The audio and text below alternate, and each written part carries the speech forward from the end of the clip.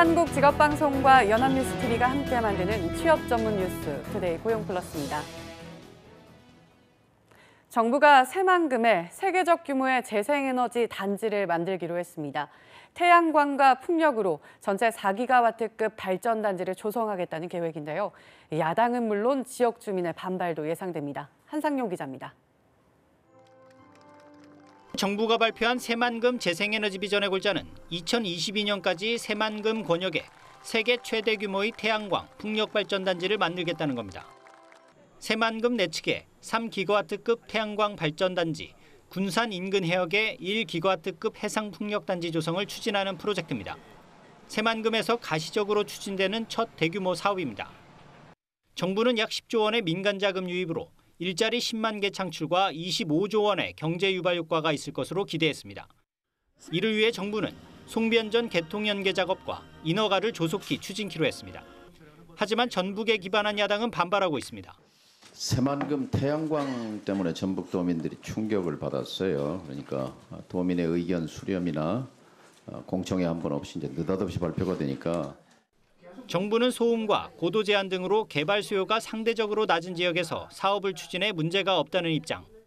새만금을 환황해권 경제 거점으로 조성하겠다는 정부의 의지는 변함이 없습니다. 새만금 전체를 신재생 에너지 단지로 만드는 것은 아니고요. 입지는 적합하지만 집안에 문제가 없는지는 꼼꼼히 살필 필요가 있다고 전문가들은 조언합니다. 유휴부지가 될 가능성이 높은 지역이다 보니까 태양광이나 풍력 발전을 하기에는 굉장히 좋은 입지로 판단이 됩니다. 간척지다 보니까 이제 집안 침하 문제가 발생할 수 있는데 정권 교체 때마다 출렁했던 새만금 대규모 프로젝트 사업. 이번엔 정부 발표대로 신재생 에너지 단지로 거듭날 수 있을지 주목됩니다. 연합뉴스TV 한상효입니다. 비정규직 비중이 작년보다 늘어났고 정규직과의 임금 격차도 더 커졌습니다. 일자리 질을 강조한 정부의 정책이 크게 효과를 내지 못하면서 비판의 목소리가 더 커지고 있습니다. 김동욱 기자입니다. 직장인 셋 중 하나가 비정규직인 것으로 나타났습니다. 비정규직은 8월 661만 4천 명으로 1년 전보다 3만 6천 명 증가했습니다. 전체 직장인 중 차지하는 비중도 0.1%포인트 상승한 33%로 6년 만에 가장 높은 수준으로 치솟았습니다. 비정규직의 임금은 증가하긴 했지만 정규직과의 격차는 더 벌어졌습니다. 비정규직 월 평균 임금은 164만 4천 원으로 1년간 7만 5천 원 증가했습니다. 정규직이 15만 8천 원 증가한 300만 9천 원인 것과 비교하면 임금이 절반 수준에 그친 겁니다. 고용 여건이 가장 올해 들어 안 좋았던 이 전체 정규 비정규에 모두 반영이 됐고요. 한시적 근로자가 증가한 부분이 전체 비정규직 근로자 증가에 큰 영향을 준 것 같고요. 고령화로 60대 비정규직이 12만 6천 명 늘어난 것이 전체 비정규직 증가로 이어졌습니다. 올 들어 고용 쇼크가 이어지면서 정부가 일자리 숫자에 연연한 정책을 펼친 것도 고용의 질을 낮춘 것으로 분석됩니다. 최근 단기 일자리 확대 정책에 대한 비판의 목소리가 커지고 있는 이유기도 합니다. 맨날 상용직이 늘어서 고용의 질이 좋아졌다라고 정부가 강변하더니 이번에는 아주 질 나쁜 단기 아르바이트를 아주 급주행 얘기입니다.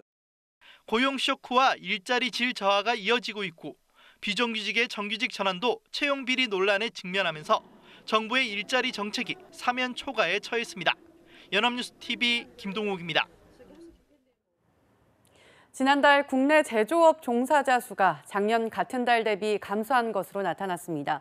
고용노동부가 발표한 9월 사업체 노동력 조사 결과에 따르면 상용직 1인 이상 제조업 사업체 종사자는 작년 9월보다 5천 명 줄었습니다.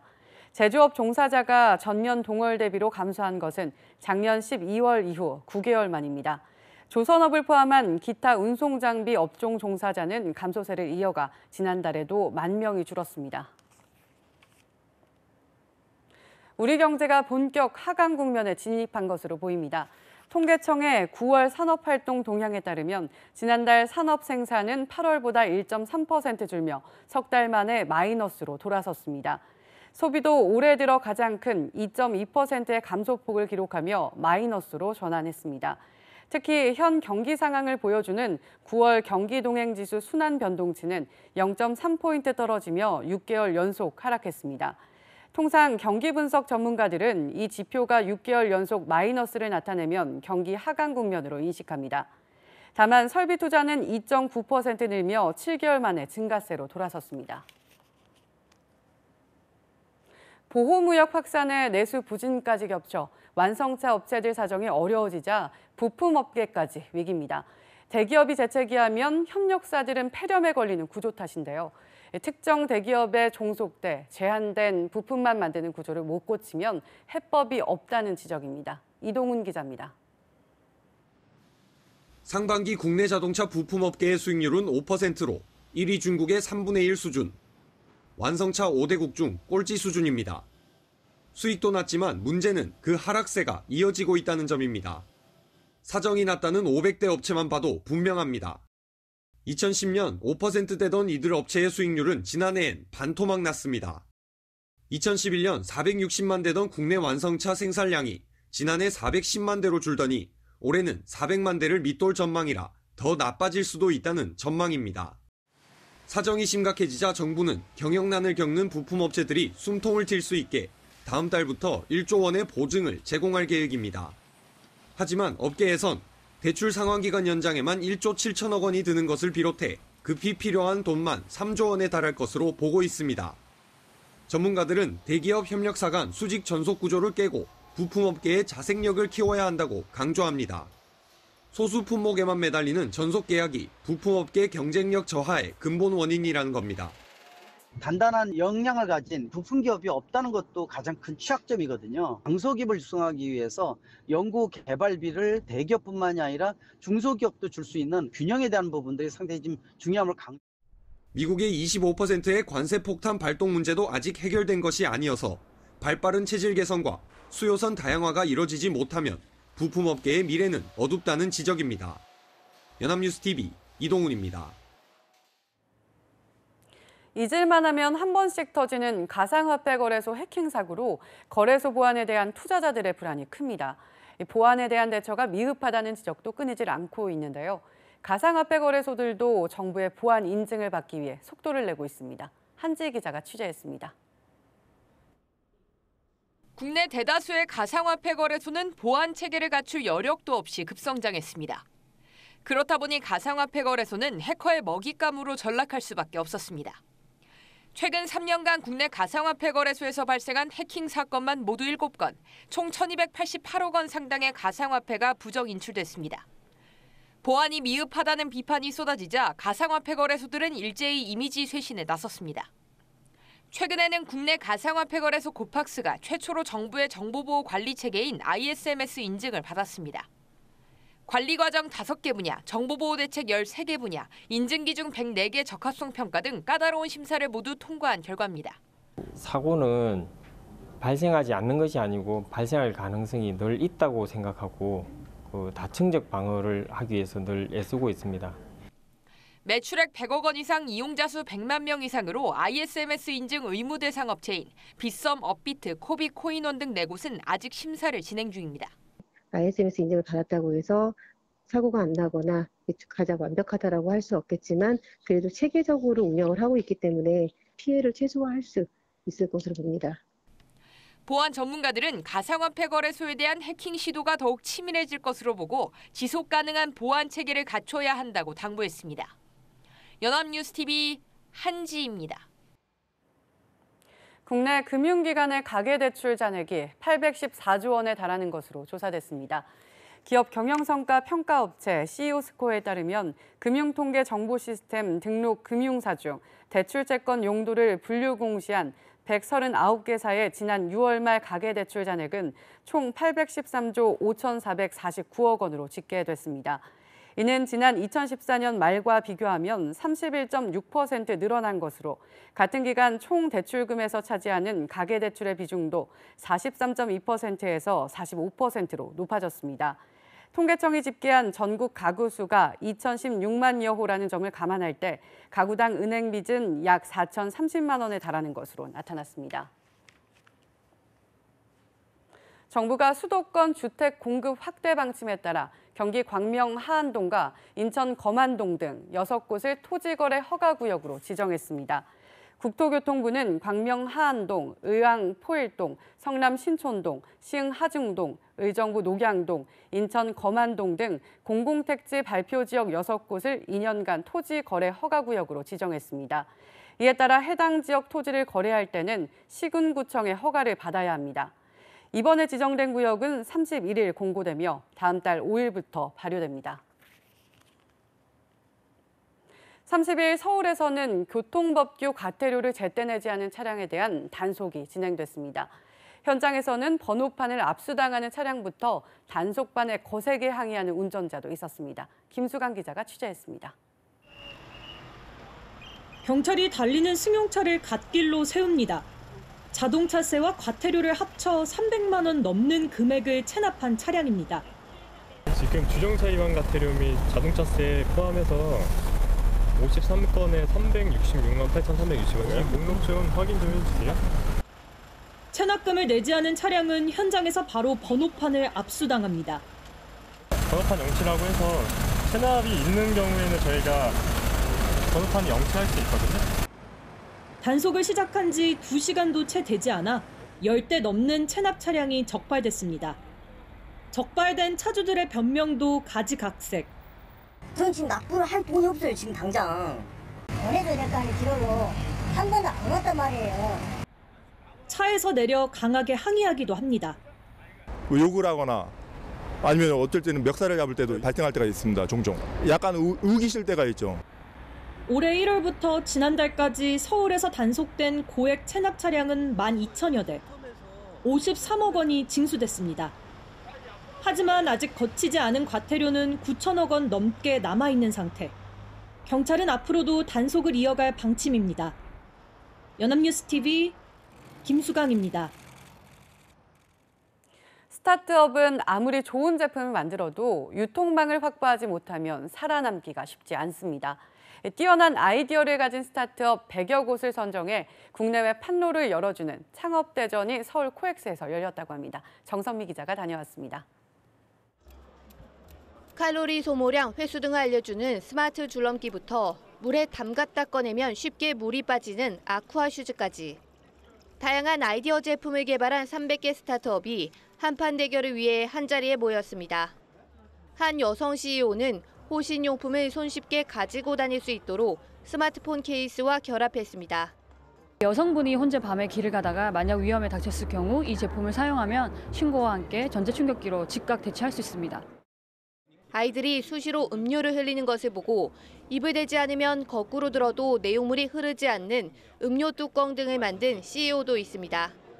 우유팩에 장착하면 빨대를 빼서 장난치는 것을 방지를 할 수가 있고 페트병에 장착하면 흔들리는 차 안에서도 아이들이 음료를 쉽게 마실 수 있도록 보완된 제품입니다. 이 행사에서 우수기업으로 선정된 100여 개 기업은 지원금과 함께 롯데로부터 국내외 판촉전 참가, 멘토링에 도움을 받게 됩니다. 스타트업이 혁신적인 제품을 만들더라도 판로를 확보하지 못하면 성장에 어려움을 겪습니다. 이런 대형 유통망을 통해서 스타트업 제품들의 판로를 확보하는 계기가 됐으면 좋겠습니다. 경쟁력 있는 스타트업이 많이 발굴되고 성장할수록 우리나라 창업 생태계는 더욱 풍성해질 것으로 기대됩니다. 연합뉴스TV 정선미입니다.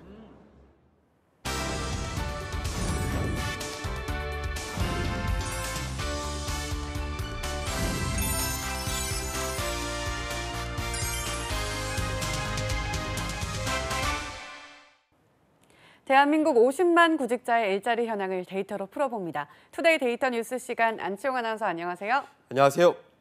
데이터 뉴스 시간입니다. 어제 핫키워드에선 공공기관 7인척 채용 논란에 대해 살펴봤는데요. 그렇다면 기업은 상황이 어떨까요? 데이터 뉴스에서 알아봤습니다. 네, 공공기관의 친인척 채용 논란은 앞으로 더 밝혀져야 할 사안이지만 생각보다 많은 비율이 친인척으로 채용됐다는 점이 1차적인 문제였습니다. 그런데 기업의 경우엔 이 마땅히 감시기구도 없으니 의도적으로 친인척을 채용한다고 해도 알아낼 수 있는 방법이 없을 것 같아요. 그렇습니다. 응답률도 충격적인데요. 얼마 전 취업 포털 링크루트에서 낙하산 직원과 관련된 설문조사를 실시했는데요. 그런데 직장에 낙하산 직원이 있느냐는 물음에 이런 설문에 대해서 참여한 재직자 중 87.8%는 낙하산 직원이 있다고 대답한 거죠. 네, 대다수의 직장인들이 그렇다고 응답을 한 것 같은데요. 그렇다면 낙하산이라면 주로 친인척 연계로 회사에 입사하는 경우를 말하는 걸까요? 연결고리는 다양했습니다. 하지만 역시 친인척 연계로 들어온 경우가 가장 많았는데요. 이들의 출신을 묻는 질문에 대표의 친인척이 26.7%로 1위에 오른 거죠. 그리고 차기 경영자가 될 때 대표의 자녀는 15.6%로 2위를, 또 대표 지인의 자녀는 15.4%로 3위에 올랐습니다. 하지만 내부 직원이나 거래처 관련 낙하산도 상당했는데요. 내부 직원의 친인척은 13.9%로 4위를, 거래처, 고객사의 자녀는 11.3%로 5위를 차지한 겁니다. 이 외에 정계 인사 지인의 자녀, 국회의원 소개로 입사, 군 체력단련장, 대표가 다니는 교회 교인, 지역의원의 자녀 등으로 출신도 참 다양했는데요. 이 중에는 3.5%가 아예 내가 바로 낙하산이라고 당당하게 밝혀 충격을 주기도 했습니다. 와, 네, 일부지만 당당하게 밝힌 사람들도 있다는 사실 참 놀라운데요. 그러면 낙하산으로 회사에 들어오면 주로 어떤 직급에서 일을 시작하게 되나요? 네, 직급도 다양했습니다. 가장 많은 직급은 사원 주임급이었는데요. 32.1%를 차지해 1위에 올랐습니다. 2위는 14.8%를 차지한 대리급이었고요. 또 과장급, 간부, 임원급은 모두 11.9%로 같은 비율을 차지해 각각 3, 4, 5위에 올랐는데요. 다음으로 많은 직급은 부장급으로 8.6%를 차지했습니다. 이 외에도 차장급은 8.1%, 인턴은 5.7%, 사장, 대표직은 3.4%, 고문은 2.9% 순이었습니다. 네, 상당히 다양한 직급에 포진이 되어 있는데 그래도 역시 사원과 주임급 같은 낮은 직급으로 들어온 경우가 가장 많은 것 같습니다. 네, 하지만 세세히 따지면 이른바 낙하산의 종류에 따라 직급에서 차이가 났습니다. 대표 자녀, 이른바 차기 경영자가 간부, 임원급으로 들어온 비율은 15.9%, 또는 사장, 대표진으로 입사한 비율도 6.9%나 됐는데요. 대표의 친인척도 과장급이 13.6%, 차장급이 10.1%, 부장급이 9.1%로 다소 높은 직급으로 입사한 사례가 많았습니다. 반면 내부 직원의 자녀나 친인척, 거래처나 고객사의 자녀는 사원, 주임급과 대리급으로 입사를 많이 해서 이 낙하산 면에서도 계급이 정해져 있는 것으로 나타났습니다. 네, 그렇군요. 이 문제는 직급이야 어쨌든 간에 피할 수 없는 사실은 이들이 낙하산으로 들어왔다는 사실이잖아요. 그것만으로도 해당 직장의 직원은 물론 이 취업 준비생들에게도 결코 공정치 못한 행위가 아닐까요? 뿐만 아니라 이 낙하산 직원들의 실제 회사 생활에서도 지장을 주는 것으로 나타났습니다. 실제로 이러한 낙하산 직원 때문에 회사 생활에 어려움이 따랐느냐는 질문에도 69.6%가 그렇다고 답했을 정도인데요. 이유를 살펴보니 1위는 20.8%가 응답한 이 존재만으로도 부담이라는 답변이 가장 많았습니다. 사규에 어긋나는 행동들을 하기 때문이라는 응답도 16.7%가 꼽아서 2위에 올랐는데요. 3위는 14.5%가 응답한 담당 업무에서의 차별, 4위는 13.7%가 뽑은 회사 직원 관련 언급의 제약, 또 5위는 11.2%가 응답한 승진 과정에서의 차별, 6위는 10.1%의 비율로 대표진 관련 언급의 제약 등의 불편함이 확인됐습니다. 이 밖에도 업무 능력, 업무 태도 불성실, 일을 안 해요 등 업무 관련 불평은 물론 라인 타기 종용, 개인 업무 지시, 간부급이라 휘두름 등의 답변들이 따라 이 낙하산 인사들의 폐해를 확인할 수 있었습니다. 네, 그렇군요. 실제로 업무 능력에서도 정식으로 입사한 직원과 많이 차이가 있을 것 같은데 어떤가요? 네, 이에 대한 평가로는 29.5%가 사람에 따라 다르다고 응답해 중립적인 입장을 선택한 비율이 가장 높았는데요. 하지만 세부적으로 봤을 때 일반 직원보다 업무 성과가 낮다는 응답은 25.5%, 또 업무 태도가 나쁘다는 응답은 23%를 차지해 부정적 평가가 48.5%로 과반수에 달해 이들 인사에 대해 대체적으로 부정적인 인식이 강한 것으로 나타났습니다. 네, 과정은 공정하고 결과는 정의로운 세상. 우리는 언제쯤 볼 수 있을까요? 회사의 분위기를 흐리는 것은 물론 직원들의 사기까지 저하시키는 낙하산 인사. 기업의 스스로의 노력을 통해 근절되어야 할 것입니다. 지금까지 데이터 뉴스 시간 안치홍 아나운서였습니다. 고맙습니다. 고맙습니다. 지금까지 투데이 고용 플러스였습니다. 오늘 저희가 준비한 내용은 여기까지입니다. 함께해 주신 여러분 고맙습니다.